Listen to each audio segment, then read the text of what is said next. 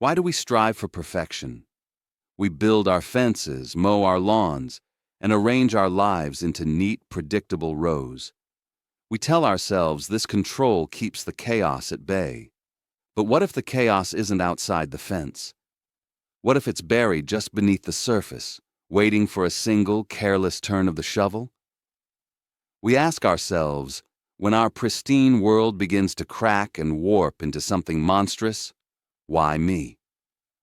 We plead our case to an indifferent cosmos, but sometimes the only thing listening is the perfectly manicured, perfectly hungry ground beneath our feet.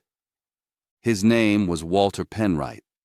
He was an accountant, a man whose world was defined by figures, order, and precision. But his real work, his life's work, was his lawn. The Penwright Patch, he called it.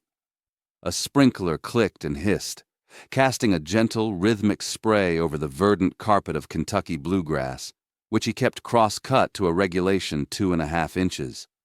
It was a place with no clovers, no crabgrass, and absolutely no goddamn dandelions.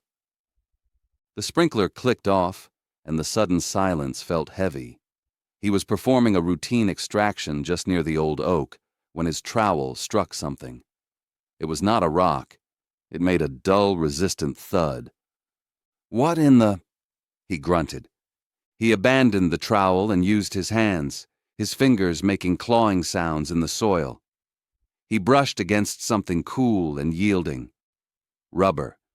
He pulled, grunting with the effort, and slowly, like a dead serpent from the earth, he unearthed it.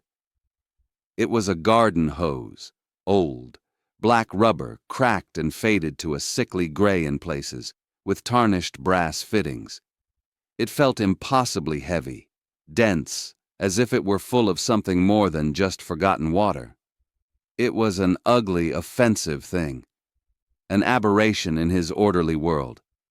He was about to haul it to the trash, but a strange curiosity took hold of him. There was a dry patch nearby, a spot the sprinklers always seemed to miss.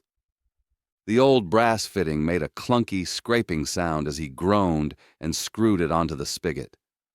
"Let's see what you've got, you old relic," he said, his voice laced with disgust. The spigot squeaked as he turned it. A low groaning issued from within the hose, followed by a long pause, and then a thick, gurgling sputter. The water that came out wasn't a clean spray. It was brown, thick with sediment, and it carried a smell one could only describe as ancient, like a cellar that hasn't been opened in a century, the smell of deep, wet, undisturbed earth.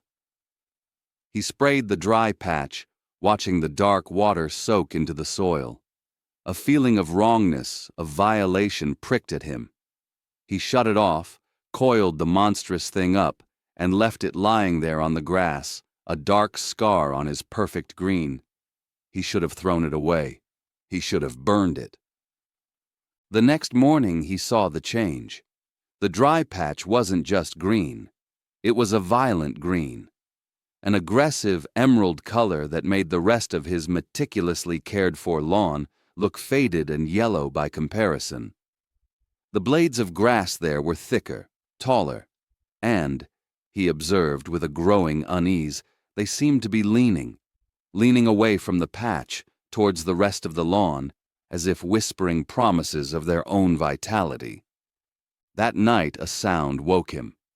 It was a faint, dry, rustling sound, like 1,000 sheets of paper being shuffled very slowly, and it seemed to come from all directions at once. He looked out the window. He saw nothing. Just his lawn bathed in moonlight looking impossibly perfect. But the sound persisted, a soft, pervasive shushing, the sound of a secret being passed. The next day it got worse. His prize-winning rose bush was encircled by a perfect ring of dead brown grass. It looked as if it had been chemically burned.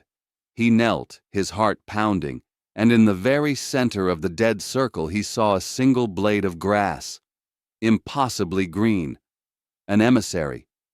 No, he whispered. His voice panicked. That's when he started to hear the other things.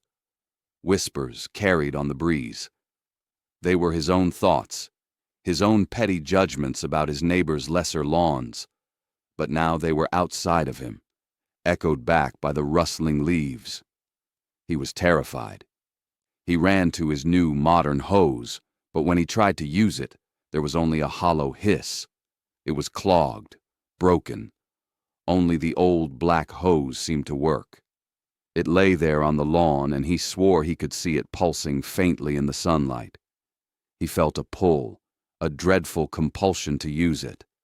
The whispers grew more insistent, a rustling demand to fix it, make it whole, make it green, perfect.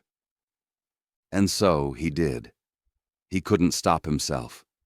He turned the spigot, and the dark, earthy water poured out once more. In the wind, it almost sounded as if the whispers sighed in unison, a sound of sated hunger. The storm broke that evening. A distant thunder rumbled as Walter sat in his armchair, watching lightning flash across the sky. In one of those flashes, he saw it. The grass wasn't being blown by the wind. It was moving, undulating. The individual blades were weaving together, rising, twisting with an audible, sickening, growing sound. He then heard a wet, dragging noise and saw the old hose was alive. It slithered across the lawn like a fat, black python, spraying that vile water everywhere. And where it sprayed, the grass surged. It was coming for the house, a tidal wave of green. "Oh, God," he choked out. Soon the sound of blades of grass scratching insistently against the window panes filled the room. A thick clump hit the glass with a wet slap. The windows were covered, plunging the room into a murky, green-filtered twilight. The scratching was everywhere. At the doors, the vents, a fine, green tendril, impossibly strong, pushed its way through the seal of the living room window. Then another. Walter stumbled back, and the sound of a lamp crashing echoed in the green darkness. "Why me?" he screamed, his voice a raw sound of terror and bewilderment. "I kept you. I fed you. I made you perfect. What do you want?" The scratching stopped. A single clear whisper seemed to emanate from the walls themselves, from the very air in the room. It was Walter's own voice, but calm, cold, and ancient. It said, "A gardener always pulls the weeds."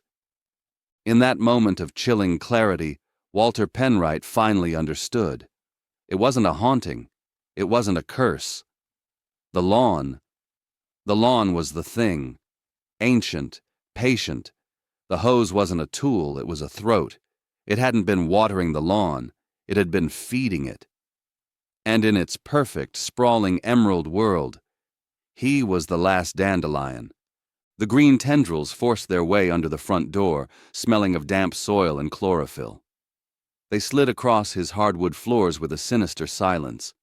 More pushed through the electrical sockets, the plastic plates cracking with tiny, sharp sounds. He was trapped. He backed into the corner of the room, whimpering, as the sea of green converged on him. The rustling was deafening now, a wet, organic sound, moving with immense speed. A final, terrified, wet gurgle escaped his lips. The sound that followed was sudden and sharp, a wet tearing noise of plant matter and something else. Then, absolute, deafening silence. We pour so much of ourselves into the things we tend. Our homes, our careers, our lawns. We feed them, nurture them, protect them from the slightest imperfection. But be careful. When you stare into the manicured green abyss for too long, you might not notice when it starts staring back. And in a world that demands perfection, the most terrifying weed of all is the one who believes he is the gardener.